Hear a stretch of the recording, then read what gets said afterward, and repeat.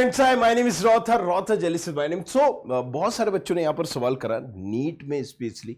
देखो, mop-up round क्या होता है, स्टे वेकेंट राउंड क्या होता है, राइट। सो मोपअप राउंड हम ये समझते हैं, मोपअप थोड़ा सा इसकी क्रोनोलॉजी समझते हैं पीछे। मोपअप राउंड और ये क्यों किया जाता है, क्यों होता है और उसके बेनिफिट क्या है, ये तमाम चीजों के बारे में बात करेंगे।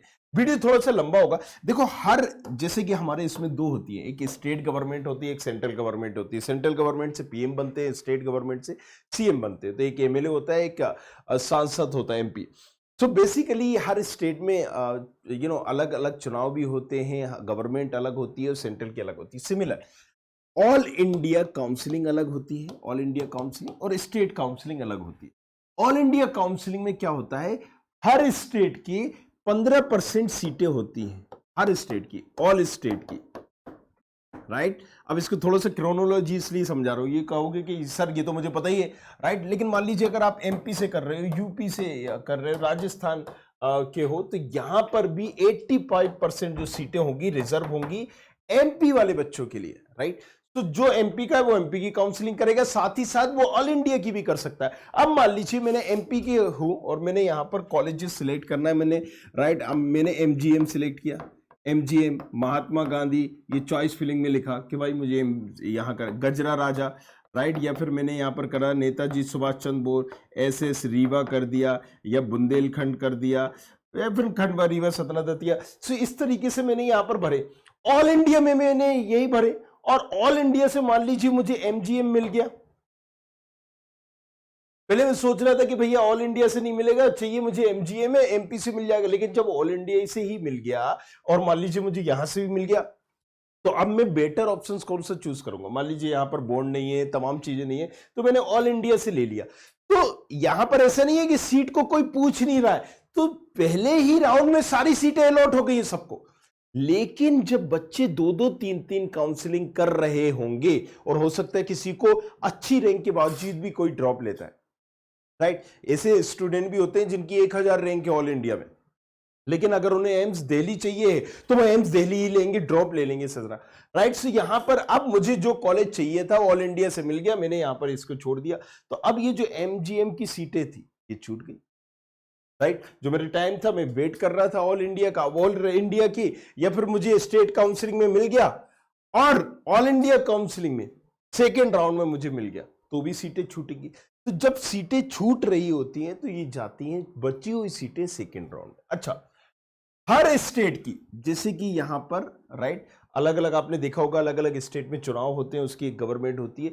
सो हर स्टेट की एक कंडक्ट बॉडी होती है, काउंसलिंग कराने वाली एक कंडक्ट बॉडी होती है, जो मेक श्योर करती है पारदर्शिता रहे, क्लियरिटी रहे, बच्चे को उसकी रैंक के हिसाब से कॉलेज मिले, बच्चे को उसकी प्रोफाइल के हिसाब से कॉलेजेस मिले। कल को ये नहीं बोल पाए कि कोई हमारे साथ तो धांधली हो गई थी इसलिए नहीं हो पाया, वरना हम तो पढ़ने में होशियार थे। सो यहाँ एमसीसी हो ऑल इंडिया की, या एमपी की एमपी डीएमई हो, यूपी की हो, या राजस्थान की हो, तो एक कंडक्ट बॉडी हो जीती है जो मेक श्योर कर रही होती है कि क्लियरिटी रहे। अब मान लीजिए यहां पर अगर वो सेकेंड राउंड नहीं कराएगी, तो यहां पर क्या होगा, जो बची हुई सीटें होंगी तो फिर कॉलेज अपने हिसाब से भरने लगेंगे, अपने चाहने वालों को देने लगेंगे, मनपसंद वालों लोगों को देने लगेंगे, जो पैसे दे रहे हैं उनको देने लगेंगे। तो ये एक तरीके से बची हुई सीटों पे सेकेंड राउंड कराता है। उसके बाद भी, इससे पहले बहुत हुआ करता था, राइट। आपने जब एक व्यापम घोटाला सुना था तो उसमें एक यही सारी चीजें थी। क्या करते थे वो, कि जो बची हुई सीटें थी, राइट, या जानबूझकर अपने टॉप मेरिट वाले बच्चे अपने ही बिठा दिया करते थे, उनकी भी सीटें छूटा करती थी। यह आया था खुलासे में, राइट। और फिर उनसे सीटें छुड़वाकर फिर वो अपने हिसाब से भरा करते थे। जब जहां कॉलेज इन्वॉल्व हो जाएगा तो हो सकता है ग्रीटी भी हो सकता है कि किसी की उसमें लालच आ जाए। जहां सिंगल अथॉरिटी होगी, तो पहले कौन है, गवर्नमेंट अथॉरिटी है, जाहिर सी बात है, इसको कोई किसी से स्वार्थ नहीं है, राइट। तो यहां पर चीजें क्लियर रहेंगी, इसलिए वो सेकेंड राउंड कराता है। लेकिन सेकेंड राउंड के बाद भी बचता है, तो दैट्स कॉल्ड मॉपअप राउंड, या एक तरह से आप बोल सकते हो थर्ड राउंड। थर्ड राउंड को ही मॉपअप राउंड बोलते हैं। और फोर्थ राउंड यहां पर स्टे वैकेंसी राउंड हो गया। हालांकि स्टे वैकेंसी जो राउंड होता है, इसमें ज्यादातर बीडीएस की सीटें बचती है। किसकी, बीडीएस की, डेंटल की। यहां पर एमबीबीएस की बहुत ना के बराबर बनती है, क्योंकि तीसरे राउंड तक, मॉपअप राउंड तक हमारी सीटें भर जाती हैं। राइट, मोप अप राउंड तक हमारी सीटें भर जाती है। सो यहां पर जो हर स्टेट की एक कंडक्ट बॉडी है या ऑल इंडिया की जो कंडक्ट बॉडी है जो काउंसलिंग करा रही है, ये मेक श्योर करती है कि हर सीट पर क्लियरिटी रहे। क्योंकि आप सोचिए जब व्यापम घोटाला हुआ था तब वहां पर एक चीज क्लियर हुई थी, एक एक सीटों का खेल 60-60 लाख, एक एक करोड़ में हो रहा होता, राइट। क्योंकि डिमांड है, मार्केट में डिमांड है, लोग पेरेंट्स भी अपना, अगर कोई बच्चा एमबीबीएस कर रहा होता है तो थोड़ा इसको शान माना करते हैं। जरा सोचो कि इंडिया में जब शादी हो रही होती है तो लोग 10-10, 15-15, 20-20 लाख भी खर्च कर देते। तो बात तो फिर यहाँ एक स्टेटस की है, राइट। सो जब वो ये खुलासा हुआ था तब समझ में आया है कि लोग यहाँ पर 60-60 लाख, 70-70 लाख, 80-80 लाख खर्च करने के लिए रेडी थे इजीली। सो अगेन, इसलिए ये कमांड हर स्टेट की गवर्नमेंट की कंडक्ट बॉडी होती है जो मेक श्योर करती है जब तक कि पूरी सीटें भर नहीं जाए, ये कॉलेजेस को नहीं देती है, राइट। कॉलेज के हाथ में जाना ही नहीं है। अगर आपको एडमिशन लेना है तो आप इसी में लोगे। बच गई सेकेंड राउंड में जाओ, सेकेंड राउंड में बच गई आप मोपअप में जाओ, मोपअप में बच गई आप स्टे वैकेंसी में जाओ। तो दैट्स ऑल कॉल्ड, इसी को हम बोलते हैं एमसीसी, जो काउंसलिंग हो रही होती है मोपअप राउंड। तो मोपअप राउंड में अब हमारा दूसरा सवाल आ जाता है कि भैया चलो मोपअप राउंड हो गया, मोपअप राउंड में क्या हम रजिस्ट्रेशन फिर से कर सकते हैं? देखो, अगर आपने अभी तक रजिस्ट्रेशन कहीं नहीं किया है, कोई काउंसलिंग नहीं की है, तो तुम मोपअप राउंड कर सकते। इत्तेफाक से मान लो कि तुमने पहले ही रजिस्ट्रेशन कर दिया था, राउंड फर्स्ट राउंड टू में कुछ नहीं मिला आपको, तो भी आप यहां पर रजिस्ट्रेशन कर सकते हो। आपको कुछ मिला था, कैंसिलेशन करवा लिया आपने, ये तमाम चीजें कर ली, तो भी आप कर सकते हो। जिन्होंने अभी तक कोई राउंड में पार्टिसिपेट नहीं करा है वो भी मोपअप राउंड में बैठ सकते, अपना लक आजमाने के लिए, जो बॉर्डर पे थे या लास्ट में थे, कब रेक थी, ये तमाम चीजें पॉसिबल है, राइट। सो मोपअप राउंड में कई बार यहां देखा गया है कि बहुत कम रैंक चली जाती है, राइट। तो जो भी, जिसको भी अपना लक ट्राई करना होता है वो मोपअप राउंड में कर रहा होता है। बाकी स्टे वैकेंसी जो राउंड में है उसमें क्या है, एमबीबीएस की सीटें बहुत कम बचती हैं, ज्यादातर बीडीएस की सीटें हो रही होती, राइट। क्योंकि बीडीएस हमारा थोड़ा सा लास्ट 10 साल जो पहले एक माहौल था, 15 साल पहले माहौल था, वो एक ड्रॉप कहीं ना कहीं गिरा है, धांसू तरीके से गिरा है। और रीजन उसका ये हुआ है कि अब बीडीएस के अच्छे अच्छे कॉलेजेस में सीटें इजीली खाली पड़ी रहती हैं, मतलब इजीली मिल जानी है, राइट। सो अगेन ये चीज आपको समझ में आई होगी कि मॉपअप राउंड क्या है। अब इसके बेनिफिट क्या है कि जब जो सीटें बच रही होती हैं, मान लीजिए एक सीट बची है, एक सीट बची है, और मान लीजिए वहां पर अब सब बच्चों को लग रहा है एडमिशन हो गया है, तमाम चीजें हो गई, अब यहां पर कोई बंदा अप्लाई नहीं कर रहा है, या पीडब्ल्यूडी की सीट बची है या एससी की सीट बची, किसी बच्चे ने अप्लाई किया और किसी ने अप्लाई नहीं किया, तो इसको मिल जाएगा, राइट। कि एससी कैटेगरी की एक सीट थी, यहां पर ज्यादा बच्चों ने अप्लाई नहीं किया, सिर्फ एक एससी वाले बच्चे ने अप्लाई किया, अब उसकी कैटेगरी रैंक कितनी भी होगी उसको मिल जाएगी। तो कई बार यहां पर उड़ उड़ के लग जाती है, एंड दैट्स हाउ, राइट।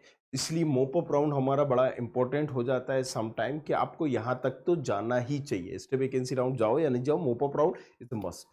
तो आई होप ये चीजें थोड़ी सी क्लियर हुई होंगी।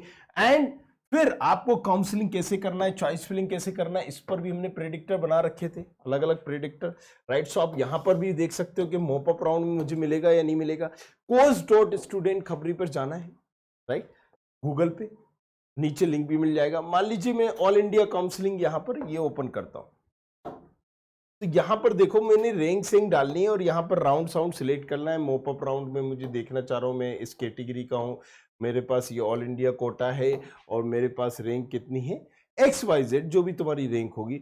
अब मेरे पास जो रैंक है वो है 14,000। मैं मोपअप राउंड देखना चाहता हूं। अब मैं यहां पर सिलेक्ट करूंगा, मुझे कुछ मिल रहा होगा या नहीं मिल रहा होगा। कहां से, कोई भी एक क्लिक कर दीजिए कि किसी भी स्टेट से। चलिए अब मैं देखता हूं यहां पर, देखिए अब बड़ी आसानी से, आराम से आपको यहां पर पता चल जाएंगे कि मुझे कौन कौन से मॉपअप राउंड में कॉलेजेस मिल सकते हैं, राइट। अब अगर मैं यहां पर अपनी रैंक डालूं और ज्यादा डाल दूं, फिर हम देखते हैं। अब मैंने रैंक अपनी बढ़ा दी 21,000, मुझे नहीं मिल रहा है इस मॉपअप राउंड में। अब मैं यहां पर अपनी रैंक डालता हूं 17,000, राइट। तो अब मुझे समझ में आ रहा है कि मुझे कौन कौन से कॉलेजेस मिल सकते हैं। मुझे ये मेडिकल कॉलेज, विक्टोरिया का मिल सकता है, जवाहर मिल सकता है, ये मिल सकता है मोपअप में। मैं मोपअप में देख रहा हूँ, ये मुझे मोपअप में मिल सकते हैं राउंड। ऑल में देखना है तो मैं ऑल में भी देख सकता हूँ। अब मैंने इसको ना 19,000 कर दिया है। तो देखिए जो आपकी रैंक होगी उसके हिसाब से भी आप देख सकते हो, ऑप्शन सारे अवेलेबल हैं। नीचे प्रेडिक्टर का लिंक दे रखा है जिसको बड़ी आसानी से आप यूज करके, ये देखिए ये मुझे मॉपअप राउंड में मिल रहे थे। अब मैं अपनी रैंक मान लीजिए मेरी 20,000 है, तो 20,000 की रैंक में मुझे कौन सा कॉलेजेस मिल रहा है या नहीं मिल रहा है, ये तमाम चीजें तो यहां पर आपको क्लियर हो जानी है। आई होप थोड़ा सा आपको क्लियर होगा मोप अप, स्टे वैकेंसी राउंड, ये तमाम चीजें। बाकी पता करना है कौन सी रैंक पे कौन सा मिलेगा नहीं मिलेगा, नीचे प्रेडिक्टर की लिंक है, जाओ जाके देखो, और कुछ पूछना है पूछो अक्सर। Thank you.